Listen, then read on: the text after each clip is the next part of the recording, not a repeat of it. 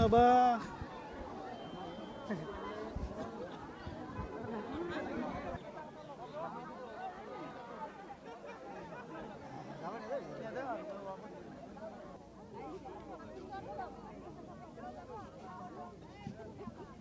কি কৰছি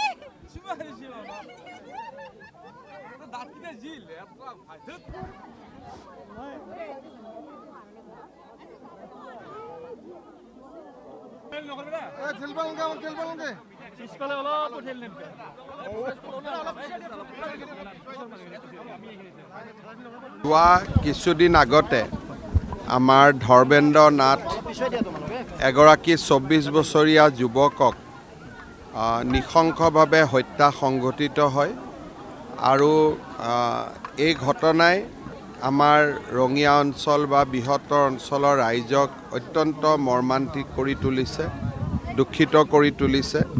বিষয়টো মোৰ নলেজত অহাৰ লগে লগে মই ভৱেশ কলিতা ডাঙৰীয়াৰ লগত আলোচনাও কৰিছিলোঁ। তেখেতো ইয়াত আহিছিলে পৰিয়ালটোক খবৰ ল'বলৈ। ময়ো আজি পৰিয়ালটোক খবৰ ল'লোঁ।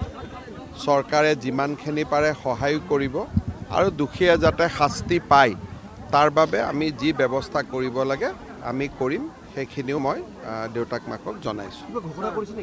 চাওক, ভৱেশ কলিতা ডাঙৰীয়া ইতিমধ্যে কৈছিলে যে আমি মৃত্যুকটো ক্ষতিপূৰণ দিব সহায় কৰিব চেছ কৰিব নোৱাৰি, তথাপিতো তেখেতে কৈছিল যে আমি 10 লাখ টকা দিম, আমি সেইমতে দিয়াৰ ব্যৱস্থা কৰিছোঁ। কিন্তু পৰিয়ালটোক আমি যিমান পাৰোঁ আমি সহায় কৰিম।